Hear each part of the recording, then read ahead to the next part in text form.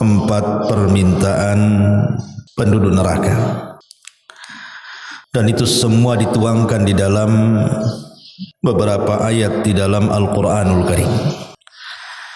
Ma'asyiral muslimin yang dimuliakan Allah Subhanahu wa taala, apa saja permintaan-permintaan penduduk neraka ketika Allah Subhanahu wa taala masukkan mereka ke dalam neraka?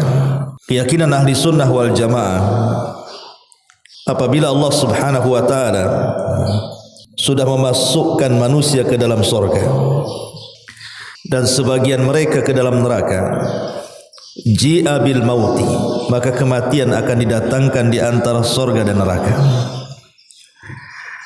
Kemudian kematian itu akan dibentuk seperti kambing gibas, kemudian akan disembelih di antara surga dan neraka. Artinya sejak itu tidak ada kematian. Karena Allah Subhanahu wa taala akan mengirim penyeru kepada penduduk surga dan mengatakan, ya ahlal jannah la mauta lakum.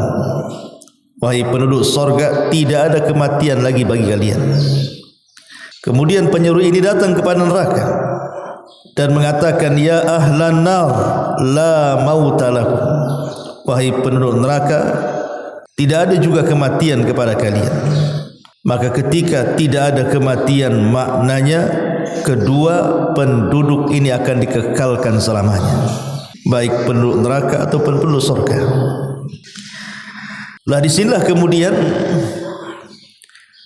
penduduk neraka yang dimasukkan ke dalam neraka dan sudah ditakdirkan dikekalkan di dalamnya, maka ada empat permintaan mereka kepada Allah Subhanahu wa taala. Apa saja permintaan mereka? Yang pertama dituangkan dalam surah Al-Mu'minun ayat 107. Allah Subhanahu wa taala menggambarkan permintaan mereka dan mengatakan, Rabbana akhrijna minha fa in udna fa inna zalimun. Rabbana, ya Rabb kami, keluarkanlah kami daripada neraka ini. Kemana? Maksudnya dikembalikan ke dunia.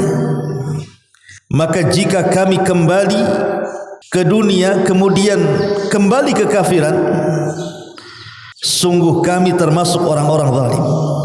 Dari sini kita tahu bahwa penduduk neraka itu menyesal semenyesal-menyesalnya kepada Allah Azza wa Jalla, dan mereka berjanji kalau mereka keluar dari neraka dan dikembalikan ke dunia, maka mereka akan berbuat baik.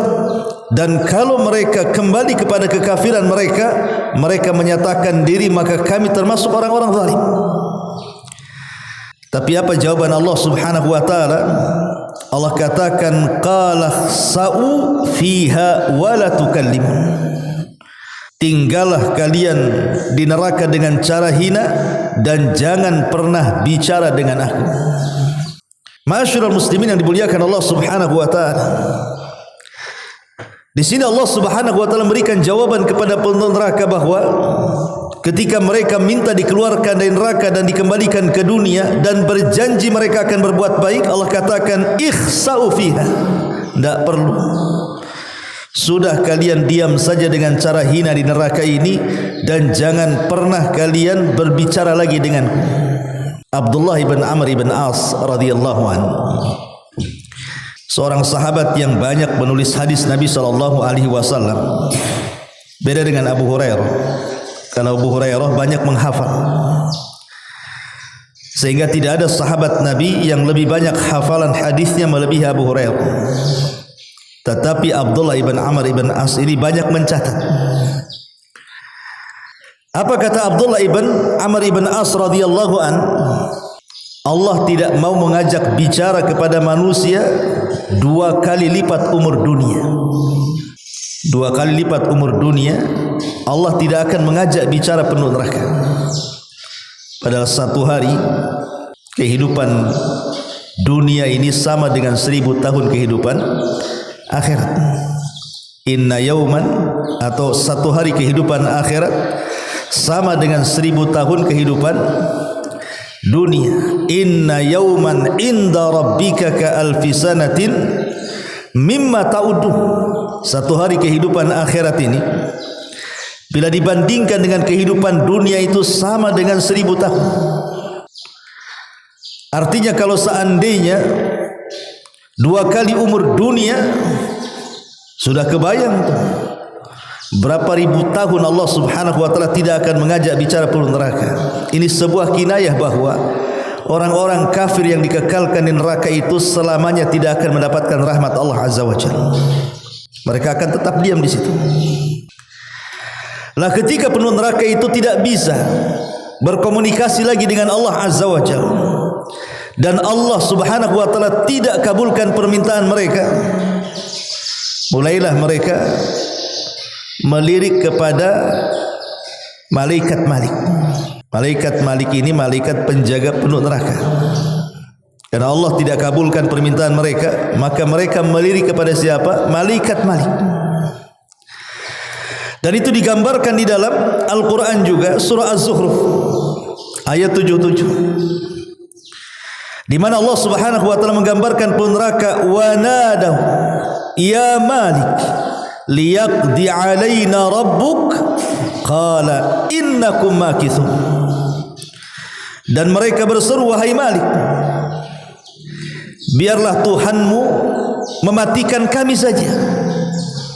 Tetapi malaikat Malik mengatakan, sungguh kamu akan tetap tinggal di neraka dan tidak ada kematian. Jadi permintaan yang kedua, ketika mereka entah berapa ratus tahun, berapa ribu tahun mereka diazab oleh Allah azza wa jalla dalam neraka itu, mereka tidak tahan. Sehingga karena tidak tahan itulah mereka minta agar supaya mati saja.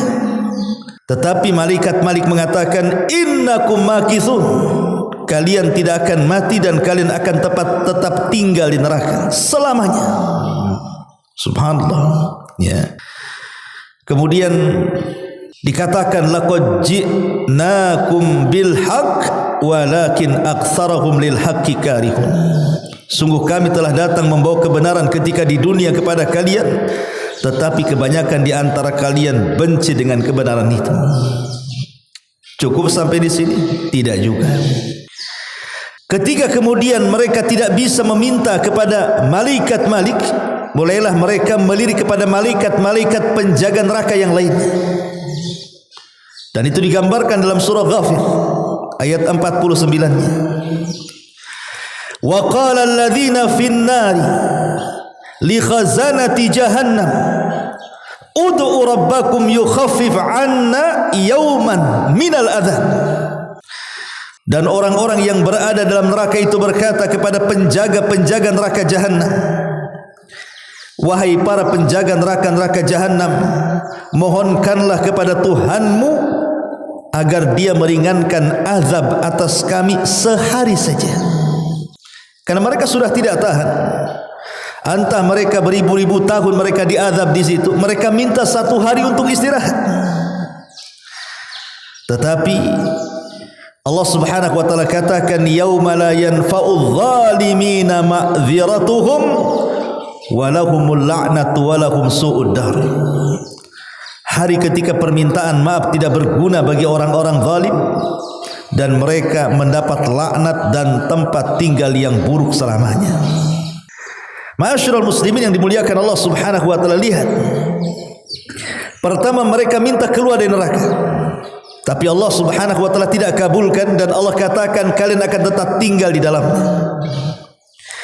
Kemudian mereka meminta kepada Malik, penjaga neraka, agar diwafatkan saja, minta kepada Allah agar kami diwafatkan saja. Tapi malaikat Malik mengatakan tidak, kalian tidak akan diwafatkan, kalian akan tetap tinggal di dalamnya. Kemudian yang ketiga, mulailah mereka minta keringanan. Ya sudah, kalau tidak bisa diwafatkan, 1 hari saja, kami ingin istirahat. Tapi Allah subhanahu wa ta'ala katakan ketika permintaan itu tidak berguna bagi mereka, enggak ada gunanya, barulah kemudian penduduk neraka itu mulai melirik pada penduduk surga. Ketika meminta kepada Allah ditolak, meminta kepada malaikat-malik ditolak, meminta kepada penjaga-penjaga jahanam ditolak, mulailah mereka melirik kepada penduduk sorga. Karena neraka dan sorga itu ada jendela, di mana penduduk sorga bisa melihat penduduk neraka, begitu juga sebaliknya. Allah Subhanahu wa taala katakan, "Wa nada ashabul jannah ashaban nar an qad wajadna ma wa'adana rabbuna haqqan fahal wajadtum ma wa'ada rabbukum haqqan qalu na'am fa'adhana mu'adhdhinun bainahum al-la'natullah 'ala zalimin." Wa nada ashabun nar ashabal jannah an afidu alaina minal ma' aw mimma razaqakumullah qalu innallaha harramahuma 'alal kafirin.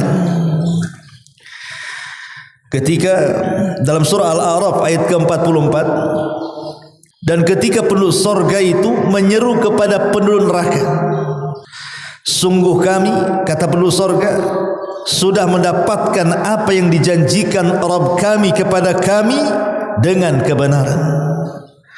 Apakah kalian juga sama mendapatkan janji Allah kepada kalian? Peneraka mengatakan ya. Maka datanglah penyeru di antara mereka dan mengatakan kepada peneraka, sungguh Allah telah melaknat orang-orang yang zalim. Pada Al-A'rafnya ayat 50-nya Allah katakan, dan penduduk neraka pun menyeru kepada penduduk sorga. Apa seruannya? An afidu alaina minal ma', tolonglah berikan kepada kami setetes air yang kalian minum. Au mimma razaqakumullah, atau mungkin makanan yang Allah rizkikan kepada kalian. Tapi penduduk sorga mengatakan, innallaha harramahuma 'alal kafirin. Maaf, Allah telah haramkan keduanya, maksudnya makanan kami dan minuman kami, kepada orang-orang kafir. Penduduk sorga pun menolak permintaan penduduk neraka. Padahal ayat ini umum. Bisa saja yang meminta air itu bapak kepada anaknya, mungkin bapaknya di neraka, anaknya di sorga. Atau mungkin suaminya di neraka, istrinya di sorga. Atau mungkin anaknya di neraka, orang tuanya di sorga. Mungkin sesama keluarga mereka meminta. Mungkin seorang ayah minta kepada anak yang ada di sorga, nak, mintalah setetes air yang Allah berikan kepadamu, atau makanan yang Allah rizkikan kepadamu. Tetapi semua penduduk sorga mengatakan, innallaha harramahuma 'alal kafirin. Allah haramkan keduanya kepada orang-orang kafir. Ketika itu sudah tidak ada jalan kenikmatan lagi. Allah tolak permintaannya, malaikat-malik tolak permintaannya, para penjaga jahanam tolak juga permintaannya, penduduk sorga pun ikut menolak permintaan penduduk neraka. Di sini terjadi penyesalan hebat penduduk neraka, karena keinginan mereka tidak dipenuhi. Ma'asyiral muslimin yang dimuliakan Allah Subhanahu wa taala, maka Al-Quran telah meringkas apa penyebab penyesalan sehingga mereka meminta 4 permintaan dan ditolak semuanya. Yang pertama, karena dahulu penduduk neraka ini ketika di dunia mereka meninggalkan ketaatan kepada Allah dan Rasulnya, dan itu disebutkan dalam surah Al-Ahzab ayat 6. Yauma tuqallabu wujuhum fin nari yaquluna ya laitana ata'na Allah wa ata'na Rasulah. Pada hari ketika muka mereka dibolak-balik dalam neraka, mereka berkata, alangkah baiknya andai kata kami dahulu, maksudnya di dunia, kami taat kepada Allah dan kami taat kepada Rasulnya. Tapi mereka tidak taat kepada Allah dan Rasulnya, maka rasakan penyesalan sekarang di neraka. Kemudian yang kedua, Allah Subhanahu wa taala katakan dalam surah Fatir ayat 36-nya dan 37-nya, walladzina kafaru lahum naru jahannam la yuqda alaihim fayamutu wa la yukhaffafu anhum min adzabiha kadzalika nazzi kulla kafur wa hum yastarikhuna fiha rabbana akhrijna na'mal salihan ghaira alladhi kunna na'mal awalam nu'ammirkum ma yatadhakkaru fihi man tadhakkar wa ja'akumun nadhir fadhuku fama lidh-dhalimina min nasir. Dan orang-orang kafir, bagi mereka neraka jahanam. Mereka tidak dibinasakan sehingga mereka mati dan tidak pula diringankan azabnya. Demikianlah kami balas setiap orang yang kufur. Mereka pun berteriak-teriak di neraka, Ya Rabbana, wahai Tuhan kami. Manfaat kalimat Ya Rabbana? Tidak manfaat, karena kalimat ini hanya manfaat di dunia, ikhwan. Kalau kita di dunia katakan Ya Rabbana, manfaat bagi kita. Tapi ucapan Ya Rabbana di akhirat itu tidak ada manfaatnya. Ya Tuhan kami, keluarkan kami, niscaya kami akan mengerjakan amal yang saleh berlainan dengan yang telah kami kerjakan dahulu di dunia. Lihat, mereka mengatakan menyesal. Pertama, mereka menyesal karena tidak taat kepada Allah dan Rasulnya. Yang kedua, mereka menyesal karena mereka tidak beramal saleh sebagaimana yang mereka pikirkan di akhirat. Kenapa aku dulu tidak beramal saleh? Makanya Allah Subhanahu wa taala jawab. Allah jawab itu benar-benar neraka itu. Awalam nu'ammirkum ma yatadzakkaru fihi man tadzakkar. Dan apakah kami tidak memanjangkan umurmu dalam masa yang cukup untuk berfikir bagi orang-orang yang punya pikiran? Dan apakah tidak datang kepadamu pemberi peringatan? Maka rasakanlah azab kami, dan tidak ada bagi orang-orang yang zalim seorang penolong pun. Imam Bukhari dalam kitab Sahih Bukhari membuat bab peringatan kepada orang-orang yang berusia 60 tahun, dari 40 sampai 60 tahun. Jadi Imam Bukhari itu membawakan ayat ini, kemudian memberikan judul atau bab dalam sahihnya tentang tidak ada uzur bagi orang-orang yang berusia 60 tahun untuk tidak bertobat. Artinya kalau di usia 40 tahun sampai 60 tahun kok tidak bertobat, berarti setelah tidak akan dapat taufik. Itu maksudnya. Kalau orang sudah 40 tahun sampai 60 tahun tidak juga bertobat kepada Allah, maka akan susah dapat taufik setelahnya. Karena di sini Allah singgung kepada peneraka, bukankah aku telah berikan usia panjang? Maksudnya 40 sampai 60 tahun gitu maksudnya. Kalau dalam rentan umur begini tidak berubah juga, subhanallah, orang itu susah akan dapat taufik. Kenapa? Ulama menjelaskan, karena usia 40 sampai 60 tahun itu rata-rata nikmat Allah itu sudah Allah berikan hampir secara keseluruhan. Rata-rata usia 40 sampai 60 tahun sudah berumah tangga, sudah punya anak, sebagian mereka sudah punya cucu, sebagian mereka sudah punya pekerjaan yang mungkin mapan, dan akal pun sudah sehat. Makanya Nabi itu diutus tidak di usia 25 atau 30 tahun, tidak, tapi di usia 40 tahun, karena disitulah akal manusia sehat-sehatnya. Makanya sering saya katakan, dari segi mengkonsumsi makanan saja di usia 40 tahun ke atas itu, makan itu bukan pakai mulut, tapi pakai akal. Bukan pakai mulut kan, bukan pakai akal. Kalau pakai mulut mungkin di usia 20 tahun pakai mulut, mau sate 100 tusuk pun main hantam saja. Tapi kalau sudah 40 tahun ke atas pakai akal dia makannya. Ini tidak bisa dimakan ini, gula naik nih.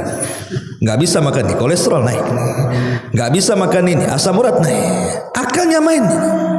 Dan itu tidak haram, tidak ada masalah, karena untuk kebaikan kan. Tapi dari situ kita tahu bahwa dari segi makanan saja sudah dikurangi nikmat tuh.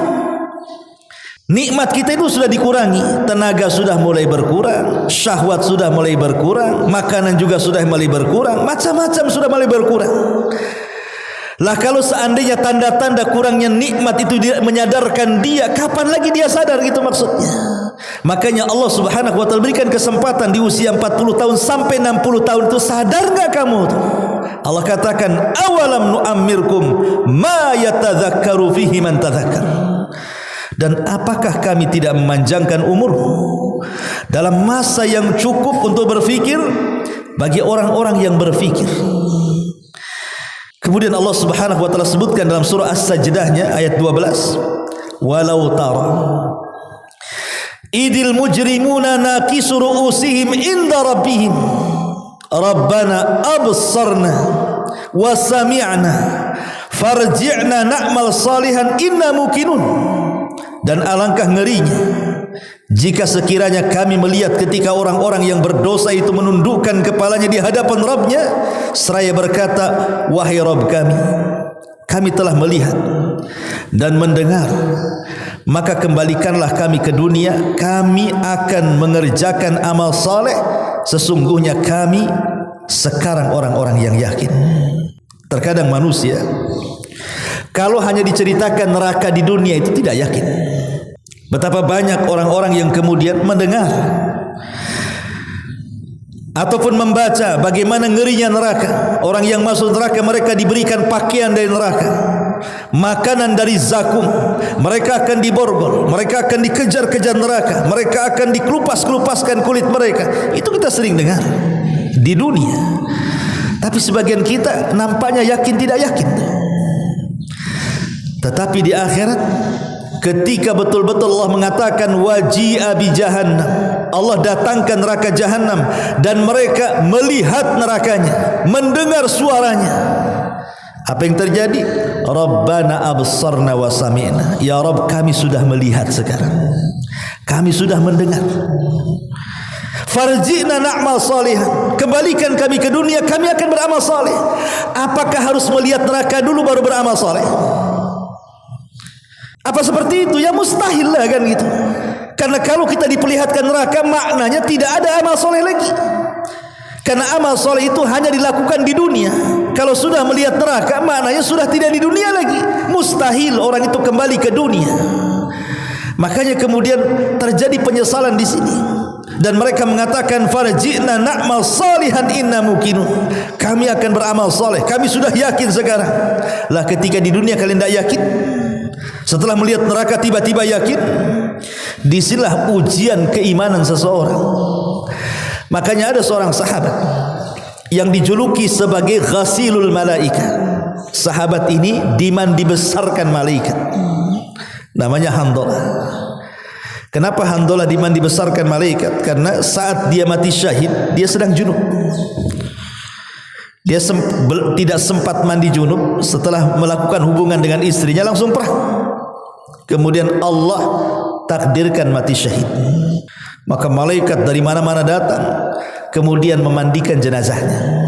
Makanya Handalah itu dijuluki ghasilul malaika, sahabat yang dimandi besarkan malaikat.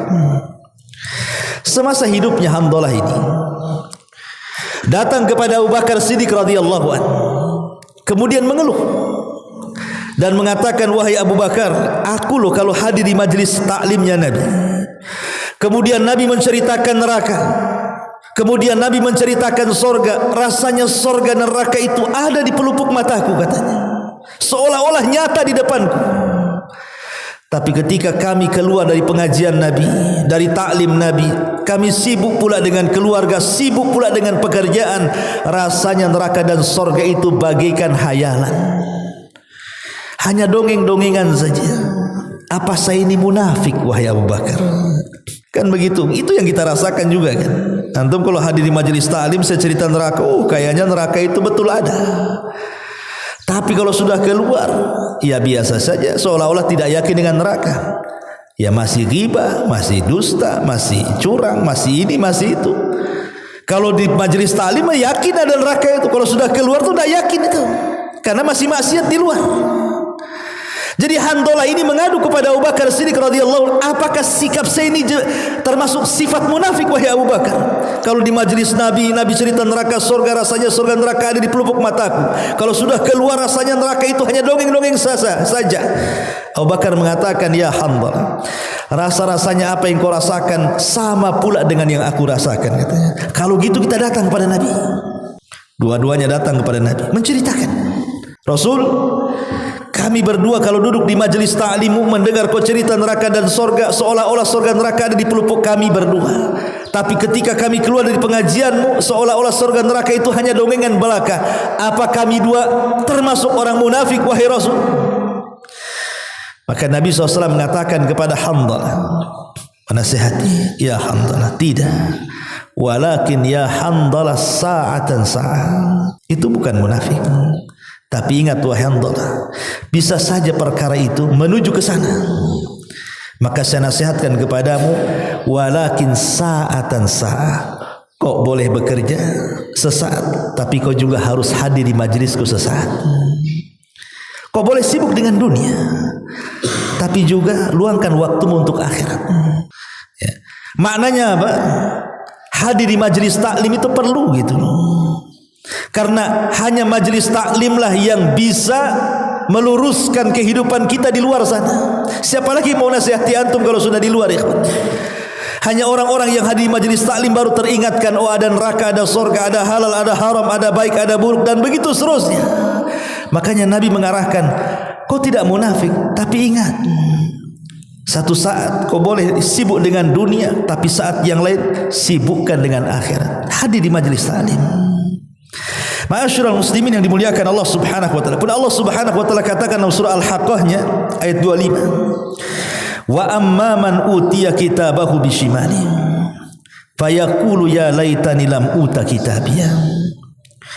Adapun orang-orang yang diberikan kepada mereka catatannya dari sebelah kirinya, maksudnya orang-orang kafir, maka dia berkata, wahai alangkah baiknya kiranya tidak diberikanlah kepadaku catatan-catatan ini. Kenapa? Karena dia tahu isinya keburukan dia semuanya. Dia baru menyesal bahwa seluruh isi catatan selama di dunia itu tidak ada yang baik. Makanya kalau bisa dilempar saja catatan itu, tapi kan tidak bisa. Dia harus tetap mengambilnya, tanda bahwa dia termasuk orang kafir. Dari situlah Allah Subhanahu wa taala katakan dalam surah An-Naba'nya, ya laitani kuntu turaba. Duhai kiranya aku jadi pasir saja, aku jadi tanah saja, supaya aku tidak dihisab dan tidak diadab Allah Subhanahu wa taala. Tapi ini semua mustahil. Ma'asyiral muslimin yang dimuliakan Allah Subhanahu wa taala, jangan lagi orang-orang kafir yang saya ceritakan di sini. Orang-orang yang beriman saja, mereka pun akan menyesal karena kekurangan mereka beramal soleh di dunia. Bahkan dalam sebuah hadis, ketika Nabi SAW suatu hari dia lewat di sebuah kuburan. Kemudian Nabi SAW mengatakan, man sahib hadal qabr, siapa pemilik kuburan ini? Maka para sahabat yang lain mengatakan, fulan ibn fulan, itu kuburannya fulan bin fulan wahai Rasul. Maka Nabi SAW mengatakan, rak'atani ahabba ila hadha min baqiyati dunyakum. Kata Nabi SAW, 2 rakaat yang ia lakukan kalau seandainya dia bisa solat dalam kuburan itu 2 rakaat itu lebih dicintai daripada dunia yang kalian miliki semuanya.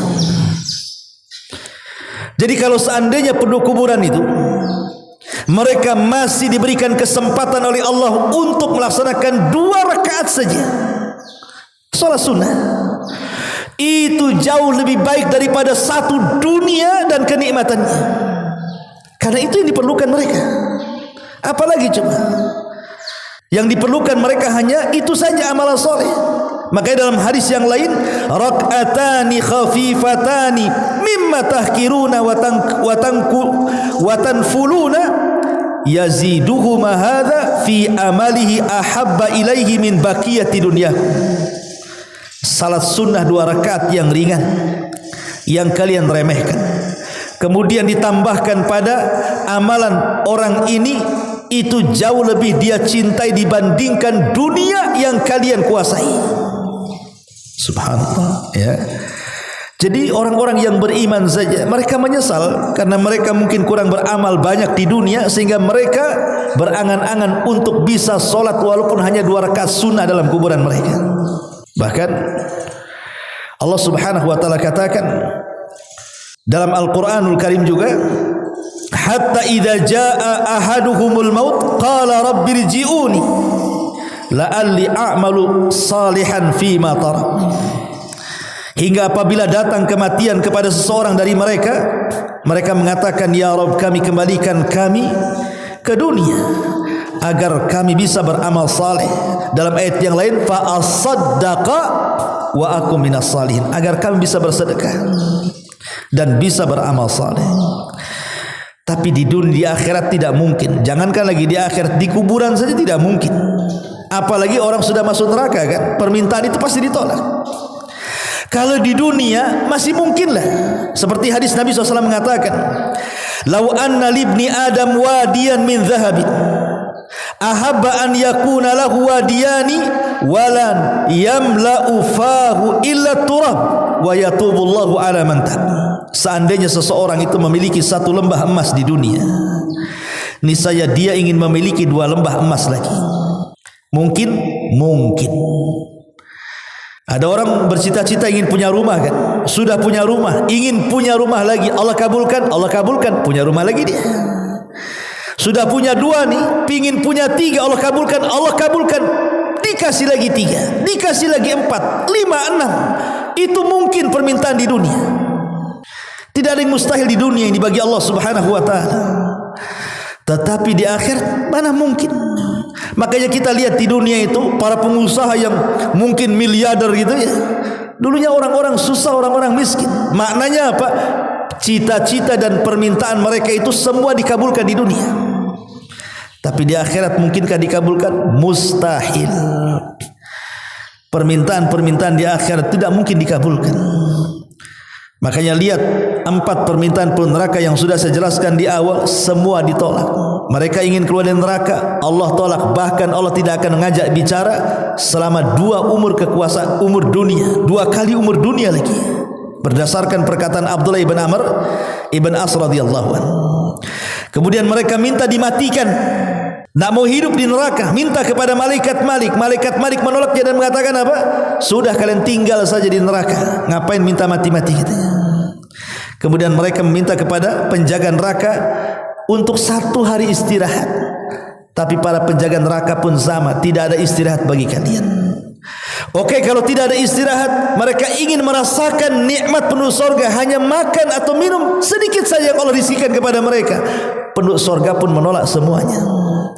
Artinya bahwa kondisi-kondisi seperti inilah penyesalan yang hakiki, yang tidak mungkin seseorang lari dari kenyataan kelak di neraka. Na'udzubillah, tsumma na'udzubillah.